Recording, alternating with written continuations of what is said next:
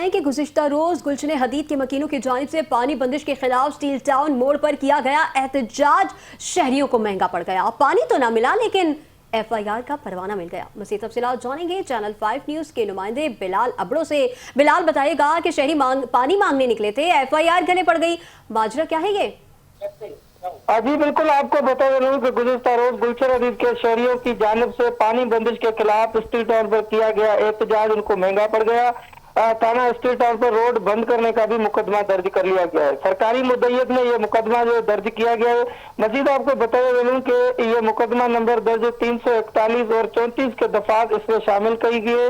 शहरियों की जानिब से मुकदमा दर्ज करने के बाद शदीद गम और गुस्सा पाया गया। शहरियों ने मुतालबा किया है कि झूठा मुकदमा खत्म करके इलाके में पानी बहाल किया जाए। मजीद आपको ये भी बताता चलूं कि बादशाह पीपल्स पार्टी वालों ने ये ऐलान किया था जिसमें शहरियों ने ये एहतजाज करके रोड बंद कर दिया, लेकिन बदकिस्मती से ये शहरियों के ऊपर ही FIR दर्ज की गई है और बादशाह पीपल्स पार्टी के जो वहाँ के मुंतखब नुमाइंदे उनके ऊपर ये FIR दर्ज नहीं की गई है। जी बिलावल अबड़ो हमें तफसीलात से आगाह कर रहे थे, आपका शुक्रिया।